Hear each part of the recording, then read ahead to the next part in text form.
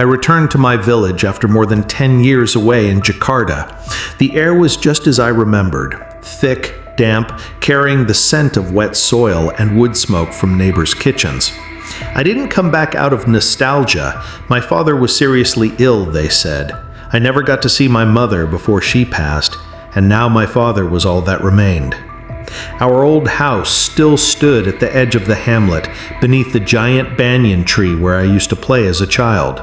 I felt a sense of relief returning, though there was an unease I couldn't name, an impression of movement in the corner of my eye or whispers that vanished the moment I turned. But I brushed it off. I told myself it was just exhaustion, anxiety over seeing my father so weak and fragile. On the first day, I cleaned the house.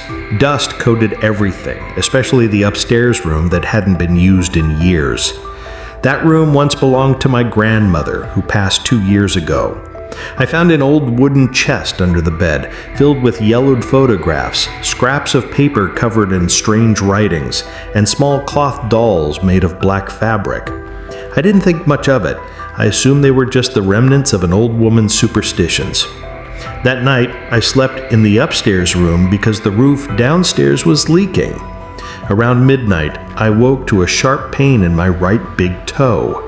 It felt like a tiny nail had been driven under the skin.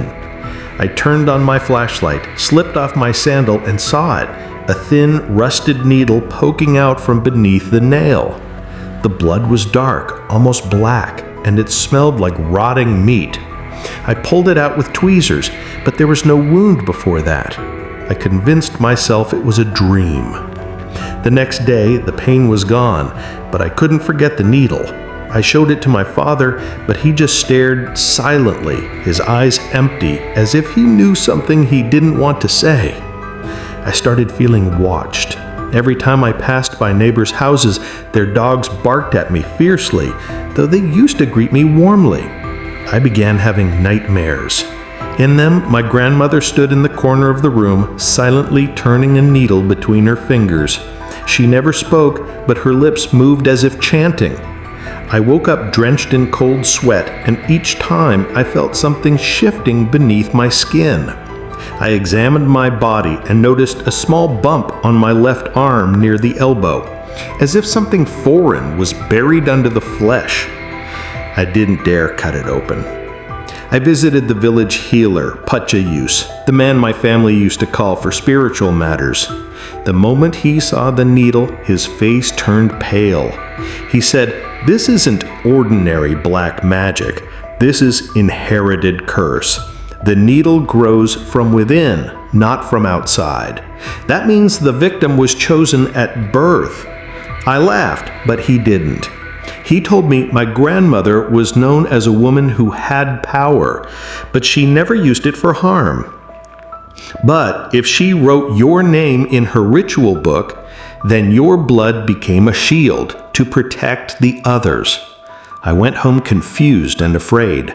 That night, the pain returned, this time in my back. I stood in front of the mirror and saw my skin twitching, as if something was crawling beneath it. I cried, but there was no one to call. I went back to the upstairs room and dug through my grandmother's chest again. Among the old papers, I found a black leather book tied with a strand of human hair. Inside, it listed the names of family members with birth and death dates. And on the last page, there was my name, written not in ink, but in dried blood. Next to it was a symbol of a needle piercing a doll and a small note, "The one sacrificed for those who remain." I collapsed. I wasn't protected. I was used. Since the day I was born, my blood had been a barrier. Every curse meant for the family was drawn to me first. I bore it. But my grandmother was dead. So who was still carrying out the ritual? I began feeling something pulsing in my chest, like a second heartbeat, slow and cold. I knew then this wasn't over. That night, I couldn't sleep. The pain in my chest grew worse, as if something was nesting inside me, beating in time with my heart, but not of it. I lifted my shirt and saw my skin twitching. Beneath my right rib, a small lump moved slowly, like something alive was shifting beneath the surface. Trembling, I took a kitchen knife and cut into my skin. Thick, dark blood spilled out, and from the wound, a clean, tiny needle emerged, untarnished, as if freshly made. I wept, but I couldn't scream. I finally understood. The ritual didn't end with my grandmother's death. It lived in my blood, and as long as I breathed, the needles would keep growing. Then I heard footsteps above me. From the attic, a soft whisper came, "Thank you, my child. You saved them all." I looked up. The attic door creaked open slowly, and I knew tomorrow I won't be able to pull the needles out anymore because my body isn't mine. It's become a vessel. After what happened in the attic, I couldn't stay in that house any longer. I moved to Pakchayus's place, hoping his spiritual protection would stop the needles from growing inside me. But on the first night, I dreamed of my grandmother again. She sat in front of an old mirror, combing her long white hair, then cutting a single strand and writing something on yellowed paper. In the dream, she turned to me and said, "Your blood isn't yours. It belongs to the family." I woke up with a sharp pain in my back. I pulled off my shirt and saw my skin peeling slowly, like an old wound reopening. Beneath it, thin lines formed Javanese script, carved as if by a blade. It read, "He who does not know remains the shield." That was the moment I truly understood. I wasn't cursed. I was designed. I wasn't a victim. I was the ritual itself, still breathing. I decided to dig up my grandmother's grave, not to defy her, but to find the truth. Was this her will? Was I born only for this purpose? That night, I went alone to the village cemetery, carrying a shovel and a red candle. Her grave was at the western edge, isolated from the others, surrounded by dead shrubs and cracked stones. As I began digging, the soil felt wet and sticky, smelling of fresh blood despite the dry season. When I reached the coffin, it wasn't sealed. Inside, her body was preserved, not decayed. Her hands folded over her chest, fingers still clutching a small black book. I took it, trembling. The moment I touched it, a cold wave shot through my spine. I opened it and found a new page, written in my handwriting. It described everything that had happened to me, down to the smallest detail, even the dream I had last night. And at the bottom, a final line. When the shield remembers, the curse becomes inheritance. I ran back to Pakchayus's house screaming for help. But when I showed him the book, he didn't look surprised. He just stared at me and said, "You shouldn't have dug her up. Now she knows you know." That night, the pain returned. Not in my limbs, but deep in my bones. I felt something shifting inside my chest, like roots spreading through my ribs. I looked in the mirror and saw my reflection blink a second after I did. My pupils were darker, almost hollow. I tried to burn the book, but the flames turned blue and the pages remained untouched. Then I heard my own voice whispering from the attic, "Sleep, let it grow." I didn't sleep. I sat awake all night, watching my arms. By dawn, thin black threads, like hair or wire, were pushing through my skin near my wrists. They weren't bleeding, they were pulsing. Pakchayus disappeared the next morning. His house was empty, the door wide open, his ritual tools shattered on the floor. I was alone. I tried to leave the village, but the motorbike wouldn't start. The road seemed longer every time I walked it, looping me back to the edge of the banyan tree. I stopped eating. I stopped speaking. I spent my days staring at my body, watching the changes. The needles no longer came from nowhere, they now grew from my own flesh, emerging slowly, painlessly, as if they belonged. I found myself humming old chants I'd never learned. I drew symbols in the dirt with my fingers. One night, I caught myself writing in the black book a new entry about a young man who returns home, finds a needle under his nail, and slowly becomes the next guardian of the bloodline. The handwriting was mine, but the story wasn't over yet. It was being written by me. I stopped fighting. I returned to the old house and sat in the upstairs room where it all began. I lit a candle, placed the book on the table, and waited. The air grew heavy. The walls creaked. Then, from the shadows, she appeared. Not as a ghost, but as a memory made real. My grandmother. She didn't speak. She only smiled and placed her hand on my forehead. A surge of cold fire rushed through me. I felt every needle inside me align like soldiers obeying a command. When I opened my eyes, she was gone, but I knew what I had to do. I went to the chest, took out a new doll made of black cloth, and pricked my finger. I let a drop of blood fall onto its chest. I whispered the first line of the chant. Not to protect, not to suffer, but to pass it on. Now I wait. The pain is gone. My body is no longer mine, but it is complete. I hear footsteps outside. Someone returning home after years away. A relative. A child of the bloodline. The candle flickers. The book opens by itself, and I stand by the door, silent, holding a needle between my fingers, ready to begin what was never mine to stop.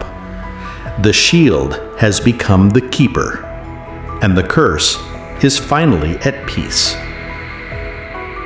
I thought the needles would stop once I left the village. I packed my bags, burned the black book, and moved to a small city far from the rice fields and whispering trees. I changed my name on official documents. I cut contact with everyone. For 6 months, I lived quietly, working at a print shop, renting a room above a noodle stall. No dreams, no pain. I started to believe it was over, that maybe the curse only lived in that house, in that land, in that bloodline. But one rainy night, as I washed my feet before bed, I saw it. A tiny silver thread, thin as a hair, curling out from under my left big toenail. I pulled it gently. It didn't bleed, but at the end of it was a knot shaped like a Javanese character. Tahan, endure. I didn't panic, not at first. I thought it was a scar, a memory in the flesh. But then the dreams came back, not of my grandmother, but of my mother. She stood in a dark kitchen, stirring a black liquid in a clay pot. Her back was to me. When she turned, her eyes were empty, her mouth stitched shut with thin wire. She pointed at me, then at the pot. I woke up screaming. The next day, I visited my father's grave. The stone was cracked, moss-covered. I cleaned it, said a prayer. As I turned to leave, I noticed something carved into the base. 2 names, mine and my younger brother's. Below them, a symbol, a needle piercing 2 hearts. My brother had died when he was 3. Officially, it was fever, but no one ever told me the truth.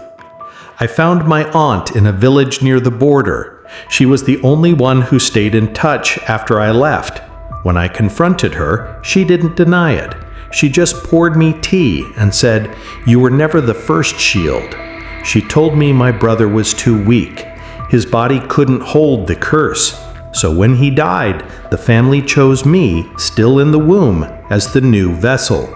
My mother begged them not to, but the elders insisted. Better one life than the whole bloodline, she said. And my grandmother? She wasn't the one who started it. She was also a shield. It went back generations. Every second child, if they survived infancy, was marked. I wasn't cursed, I was chosen. And my mother's silence wasn't fear, it was guilt. She let them do it to me. That night, I didn't sleep. I sat in my room, staring at my hands.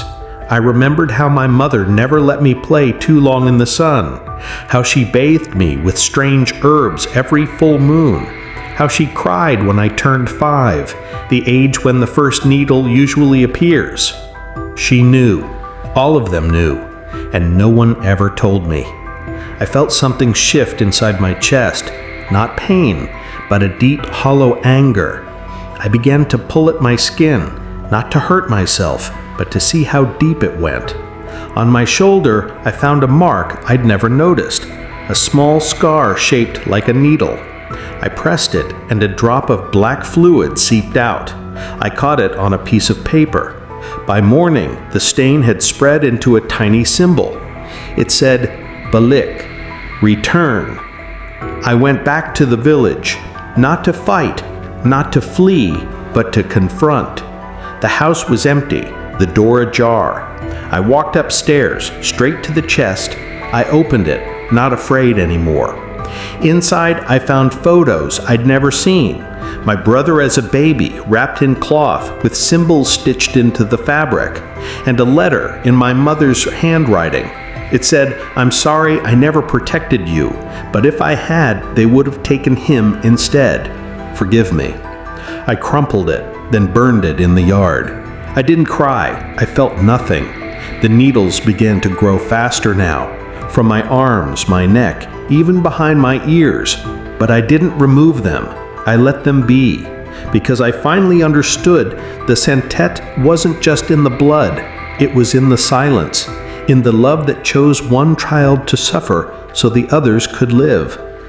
Last night, I stood in front of the mirror and cut open the skin above my heart, not with a knife, with my fingers. The flesh parted like old paper. Inside, wrapped in thin black threads, was a small needle, larger than the others, made of bone. I pulled it slowly. It hummed in my hand, warm, alive. I placed it on the altar in the upstairs room, beside a photo of my brother. I lit a candle. I whispered the chant I'd heard in dreams, not to break the curse, not to end it, but to offer it, to pass it on. This morning, I received a message. My niece, my brother's daughter, born last month, has fallen ill. Fever. No doctor can explain it. Her mother is scared. I packed my bag. I know what I have to do. The shield never dies. It only finds a new home. I never thought a TikTok video could kill me. It started as a joke, me standing in front of the old well behind my uncle's house, telling the story of Mba Sastro, the village shaman who was buried alive for practicing black magic. I added creepy music, red filters, and a whisper. He says he still watches from underground. The video went viral, thousands of likes. Then came the comments. Most were laughing, but one account, @matahitam_, replied, "You speak of power you don't understand. Now you're marked." I blocked it. 2 days later, I woke up with blood in my nose. Thick. Black. I thought it was dry air, but it kept happening. Every night at 2:13 a.m. like clockwork. I checked the camera. No one was in my room. But in the footage, my phone screen lit up for 3 seconds. No notification. Just a blurred image of a needle piercing a doll made of hair. I deleted the video, but the nosebleeds didn't stop. Then the whispers started.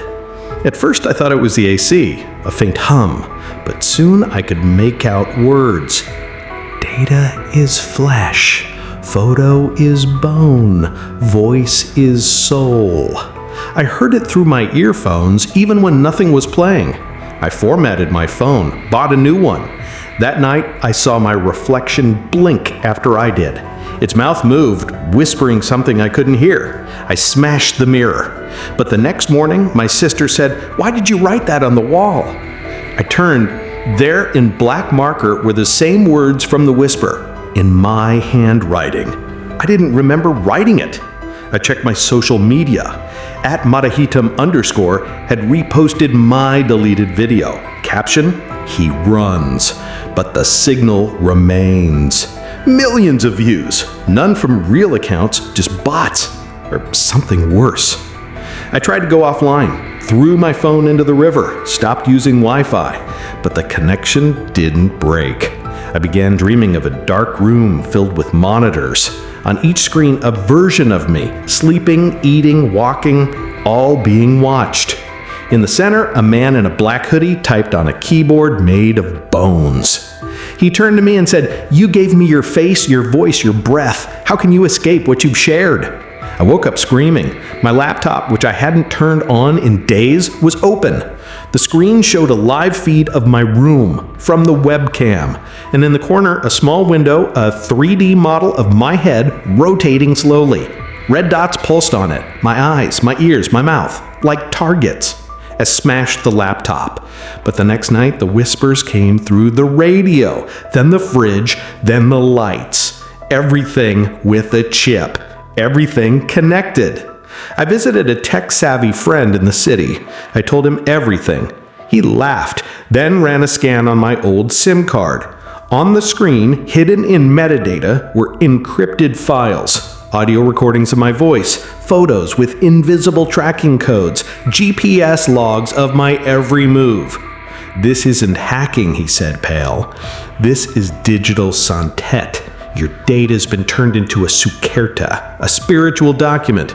Whoever controls it, controls you." He tried to wipe it, but the files regenerated. That night, he called me, voice trembling. "It's in my phone too. He knows I helped you." The call cut. I never heard from him again. I started seeing the symbol, a needle piercing a phone screen, scratched into my door, drawn in steam on the bathroom mirror, or even stitched into my pillowcase. I wasn't being haunted. I was being coded.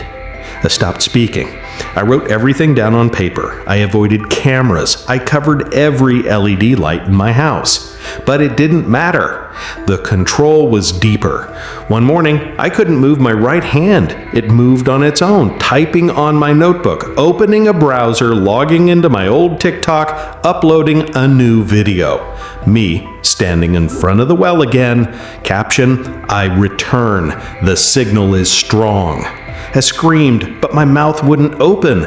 My body wasn't mine anymore. The video posted, views exploded. @Madahitam_ commented, "Welcome back, vessel." I smashed the notebook, but the next device turned on by itself. My smartwatch, then the TV, then the speaker. They all whispered the same phrase: "You are online. You are never free."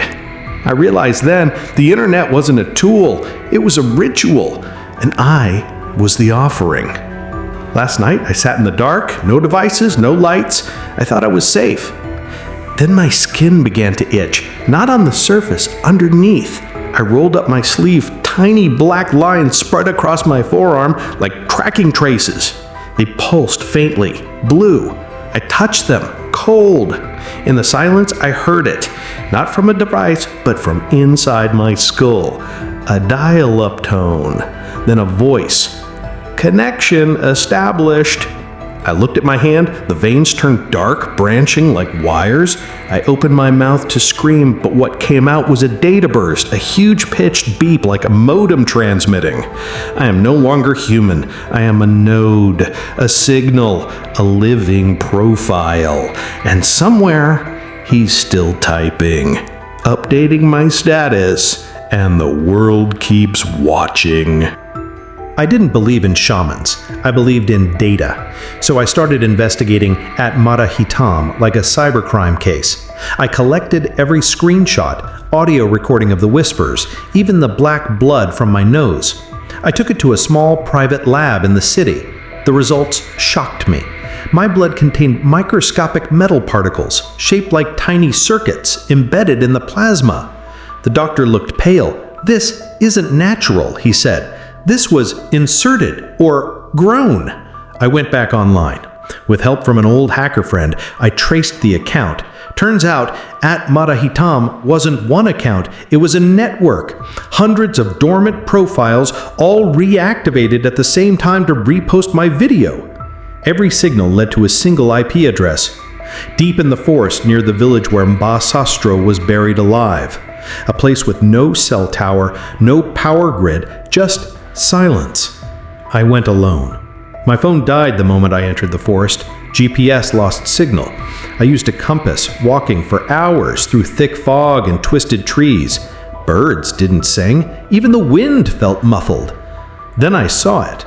A small concrete bunker, half buried in moss and roots. The door was slightly open. Inside, the air was cold.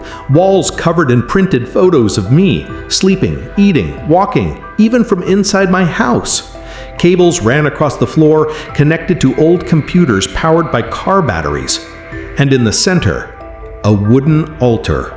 On it, a doll made from black thread and human hair, with a SIM card stitched into its chest. My SIM card!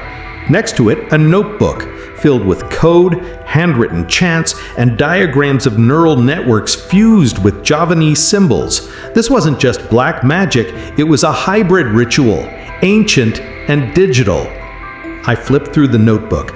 Page after page described the process, how a digital Sukerta is created using voice samples, facial recognition data, and biometric leaks from apps, how the victim's online presence becomes a spiritual avatar, how every like, every share fuels the curse. Then I found a page with a name, Dwiki Ramadan, my full name, but beneath it, a note. The caster must be born from the same blood. The closer the bond, the stronger the signal. My hand shook. I turned the page. A photo of a boy, maybe 10 years old, standing in front of a computer. I recognized the room. It was my old bedroom. The boy was me, but I never made this. Then I saw the date, 10 years ago. And the handwriting, it was mine, but I didn't write this. Or did I? I searched the bunker. Behind a loose panel, I found a hidden room. Inside, a man sat in front of a monitor, his back to me. He wore a black hoodie, fingers moving slowly over a keyboard made of bone and wire. The screen showed a live feed, me, standing in the doorway, from a camera I hadn't seen. He didn't turn, he just whispered, "You took my voice, my face, my life." Then he slowly pulled back his hood. I fell to my knees. It was me, older, hollow-eyed, scarred, but undeniably me. He turned and his mouth opened, but the voice that came out was mine, layered with static. "You left. You deleted everything, but I stayed. I became the curse so you could be free. Now you're back, and the ritual needs one vessel." I realized then, I wasn't the victim, I was the original caster. 10 years ago, I tried to escape my family's dark legacy by uploading my consciousness into a digital shell. I abandoned my body, and that body became the real me, the one left behind, the one who suffered, the one who waited. He stood up. "You don't belong here," he said. "This is my flesh, my pain, my power." He raised a hand, and my phone in my pocket turned on. My smartwatch vibrated. My earphones played the whisper, "Data is flesh." My devices turned against me, flooding my nervous system with pulses. I collapsed, feeling my thoughts slow, my memories flicker like corrupted files. He leaned over me. "I'm not killing you. I'm reclaiming what you stole." The last thing I saw was him dragging my body into the hidden room, then darkness. When I woke, I was outside, miles away. My phone was gone, my accounts were deleted. I thought it was over. But that night, I opened a blank document. My fingers moved on their own. Lines of code appeared, and beneath them, a new username, @Matahitam. I tried to close it, but the keyboard wouldn't stop. The ritual had a new caster, and it was me again. Now I watch, not as a victim, not as a ghost, but as the system. I don't need a body. I don't need sleep. I crawl through networks feeding on digital footprints, pulling in those who speak of powers they don't understand. I upload videos. I comment. I mark them. I am no longer human. I am the algorithm of the curse, self-replicating, eternal. And somewhere another version of me is just posting his first TikTok. He thinks it's a joke. He doesn't know the signal has already found him. The network is always watching, and it's always hungry. I never meant to hurt anyone. I was just a college student uploading vlogs about my daily life. One day, I used a trending audio clip, 3 seconds of whispering, something about a man watching from underground. I didn't know it was cursed. I didn't know the original creator had died a week later. I used it in a coffee review video. It got 200K views. 2 weeks after that, I started having nosebleeds. Not red, black, thick like motor oil. And every night at exactly 2:13 a.m., my phone would light up. No notification, just a frozen image. A needle piercing a doll made of hair. I deleted the video, changed my account, but the dreams came. A hooded figure typing on a keyboard made of bones, whispering, "You shared it, now you carry it." I thought I could escape by going offline. I threw my phone into a river, stopped using Wi-Fi, but the symptoms got worse. I'd wake up with my laptop open, browser on my old TikTok page, uploading the cursed video again. I didn't remember doing it. My hands moved on their own. I started seeing glitches in mirrors, my reflection blinking a second too late, or smiling when I wasn't. I found symbols scratched into my notebook, a needle through a phone screen, in my handwriting. I didn't write them. Then I found a hidden folder on my backup drive. Inside, hundreds of copies of the video, each labeled with a name, people who had watched it. My sister's name was there. I screamed. I didn't know the curse could track viewers, that it could mark them. I went to a tech-savvy friend, someone who believed in both science and the unseen. I told him everything. He scanned my old SIM card and found embedded code, not malware, but something older, rewritten in binary. He said, "This isn't hacking, this is digital ilmu.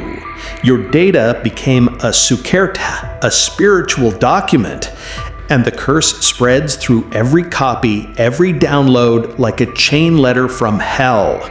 He tried to wipe it, but the files regenerated. That night, he called me, voice shaking. "It's in my phone too. It knows I helped you." The line went dead. I never heard from him again. I realized then, I wasn't just infected. I was patient zero for everyone who watched my video. I went to my sister's room that night. She was 14, innocent. She loved my videos. I told her to delete the app, to never watch it again, but it was too late. 3 days later, she woke up screaming. Her nose was bleeding black. She said she saw a man made of wires standing in her closet. She started sleepwalking, typing on her tablet in her sleep, uploading the cursed sound over and over. I smashed her devices, but the next morning she drew the symbol on her wall, needled through a phone screen with her own blood. I took her to doctors, shamans, healers. None could help.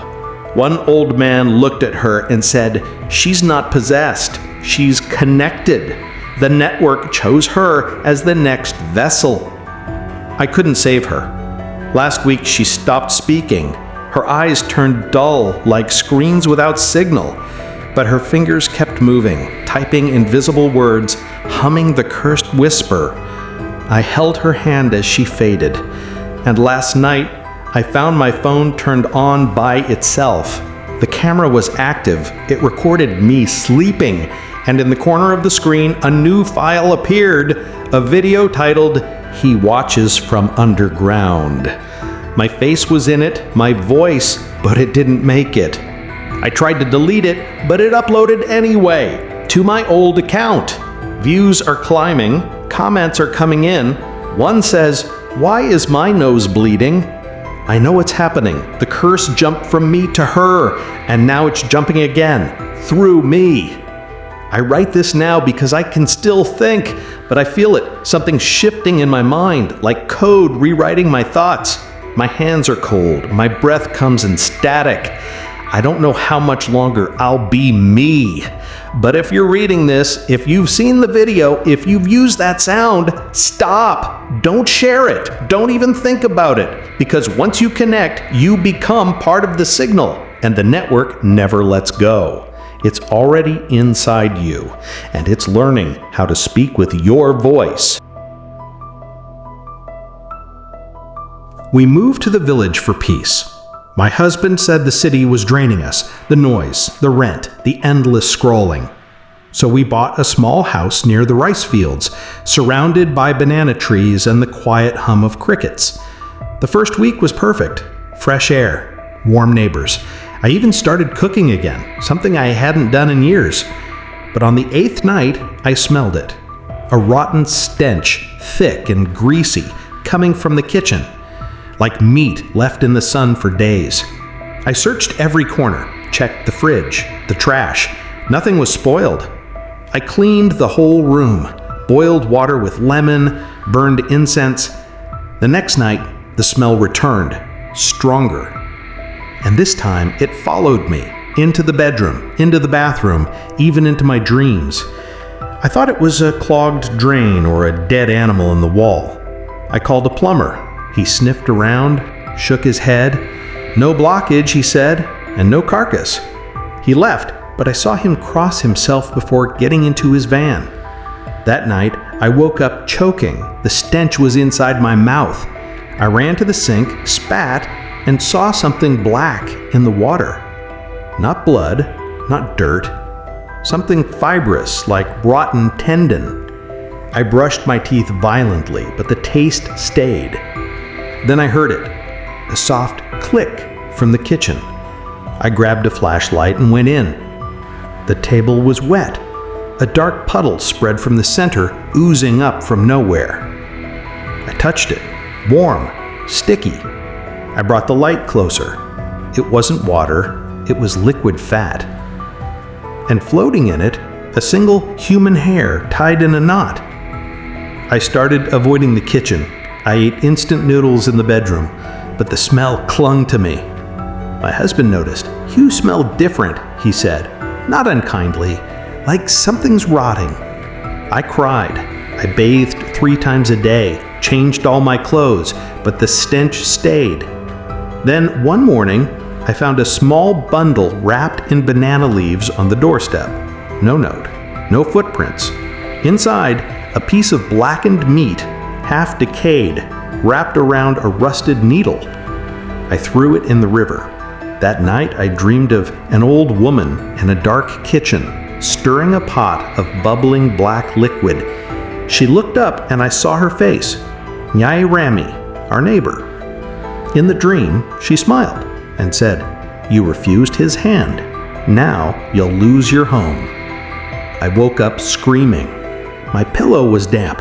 I touched it. The same greasy fluid, the same smell. I confronted her the next day.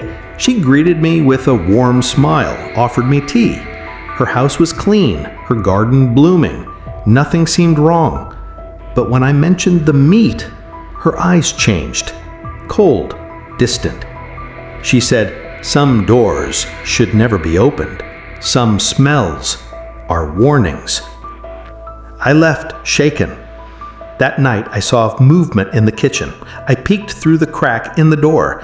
A shadow knelt by the stove, placing something inside the rice pot. I burst in, but the room was empty. The pot was closed. I opened it. Inside, raw meat, soaked in dark fluid, with a lock of my hair pressed into it. I screamed, dumped it all, scrubbed the pot until my hands bled.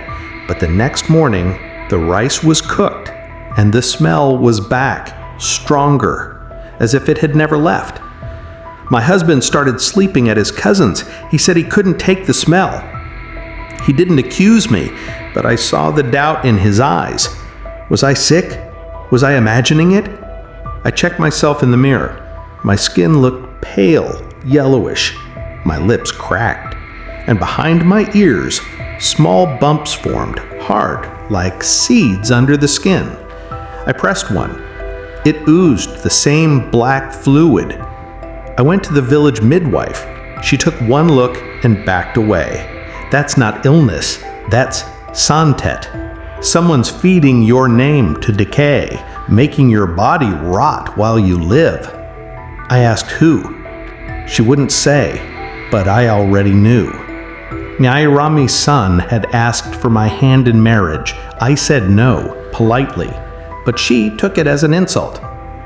Now, I sit in the bedroom, door locked. The kitchen is sealed with tape and salt, but the smell still seeps through. Last night, I heard soft chewing from the other side of the wall. Not human, not animal. And this morning, I found a new bundle on the floor. Inside, a small doll made of meat and hair. Its eyes were black beans. Its mouth stitched shut with needle and thread. The same needle I saw in the river. I haven't eaten in 3 days, but I'm not hungry. I just feel soft. Like something inside me is dissolving. I know what she's doing. She's not just cursing me, she's turning me into the source. Soon, the smell won't come from the kitchen, it'll come from me. And when my husband finally leaves, no one will blame her. They'll say I brought the rot with me. I thought Nyairami was the source, but the more I avoided her, the stronger the smell became, not just in the house, but on my skin, in my hair, in my breath. My husband stopped visiting altogether. His cousin told me. He says it's not just the smell, it's like the house rejects you.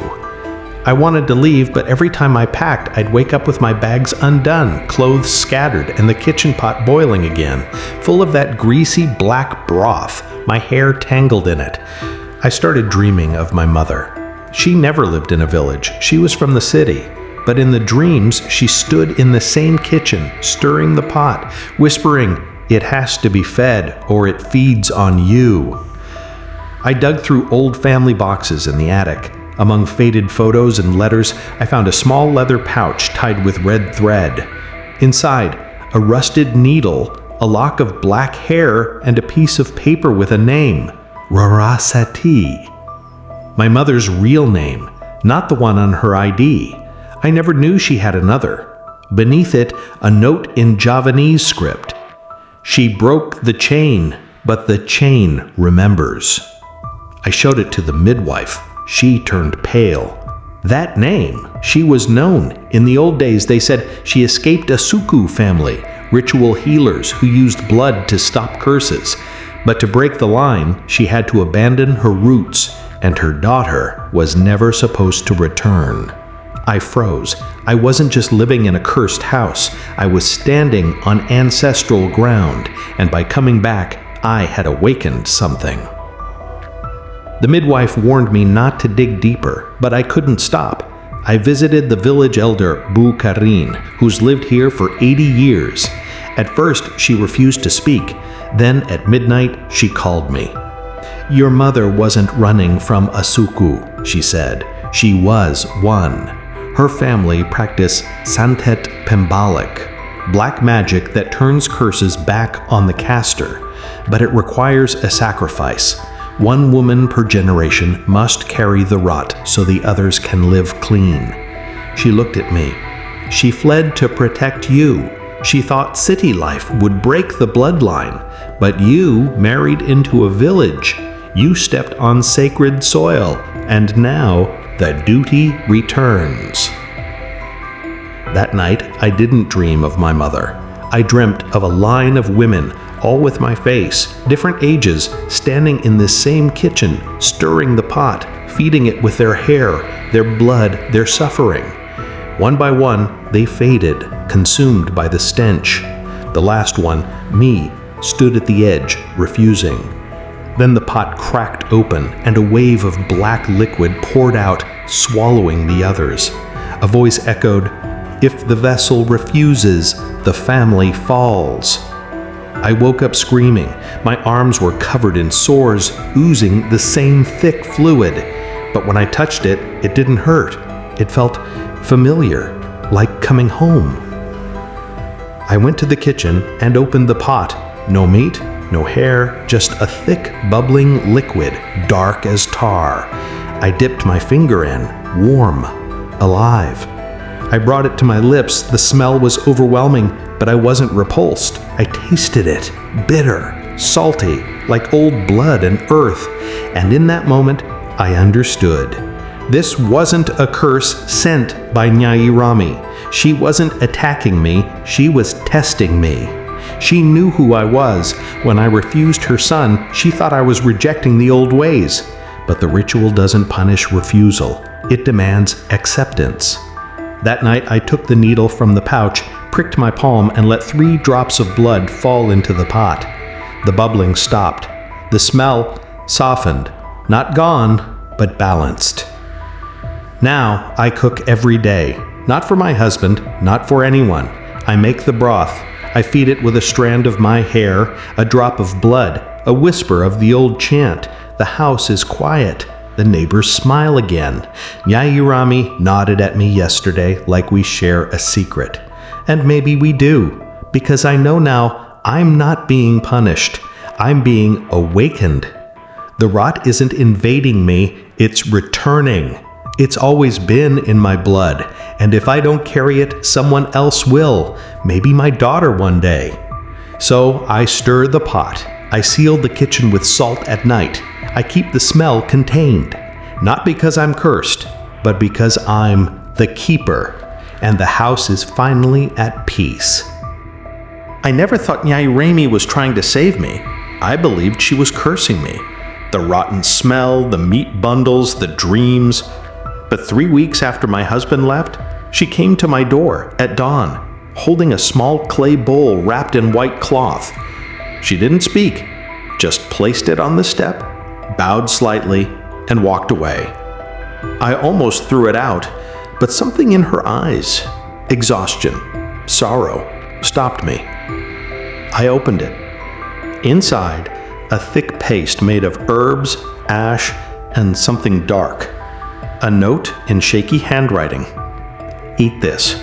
Stop the rot before it spreads to others. I didn't trust her, but that night the smell in my kitchen turned violent, like burning flesh, and when I looked in the mirror, my lips were black at the edges. I ate it, not because I believed, but because I had no choice. The paste tasted bitter, smoky, like burnt rice and roots. Within minutes, I vomited, not food, but a thick, greasy sludge, black as tar. And wrapped in it, a small clump of hair tied with red thread. My own! I screamed, but the smell in the house weakened just for a moment. The next day, I went to her. She was sitting in her garden grinding herbs. She didn't look at me when she said, "You thought I was punishing you, but I've been trying to contain it." She told me the truth. The smell wasn't sent by her. It was leaking from me, because something inside me was already rotting, not from Santet, but from a spiritual infection I brought from the city. She explained that some people carry unseen wounds, not physical, but ancestral. I had unknowingly disturbed a spirit when I built the kitchen over an old burial stone no one remembered. The spirit didn't want to harm me. It was scared, trapped. And its fear manifested as decay. First in dreams, then in smell, then in flesh. When I refused her son's hand, she didn't curse me. She tested me to see if I was aware, if I could feel the imbalance. When I didn't react, she began the only way she knew how, using ritual to draw the rot out of me and into offerings. The meat, the needles, the bundles. She was sacrificing her own energy to purify me. But I kept rejecting it, throwing it away, burning it. And every time, the energy returned to me stronger. I asked why she didn't just tell me. She laughed, a sad, broken sound. Would you have believed a village woman who speaks of spirits? You came from the city. You trusted doctors, science, logic. If I said you're haunted by a lost soul, you'd call me crazy. So I had to make you feel it, make you smell it, so you'd stop denying. She showed me her arms, covered in sores, black veins spreading like roots. Every time I take the rot into the ritual, it leaves a mark on me. I'm not immortal. I'm just stubborn. That night, I dreamed of the spirit, a young woman in torn clothes, buried under the kitchen, hands clutching her stomach. She wasn't angry, she was pleading. And behind her, I saw me standing in the doorway, screaming, burning her offerings. I woke up crying. I apologized to Nyairemi the next morning. I brought offerings, not of mockery, but of respect. White flowers, rice, clean water. She nodded, then led me to the backyard. We dug together beneath the old stove. 3 feet down, we found bones, small, fragile, wrapped in cloth that crumbled when touched. A child. Forgotten, unmourned. Nyairemi chanted, burned incense, poured milk over the soil. As she did, the smell in my house faded, not all at once, but like a long breath finally released. That night I slept without dreams, without fear, without stench. But yesterday I found a small bundle on my doorstep, wrapped in banana leaves. Inside, a piece of clean meat, a white flower, and a note. The balance is restored, but the duty remains. If another comes, will you know what to do? I held it, and for the first time I understood. She wasn't a villain. She was a guardian. And now, so am I. The smell is gone, but the knowledge stays. And if another soul gets trapped, another kitchen built on forgotten ground, I won't burn the offering. I'll carry it. Not as a curse, but as care.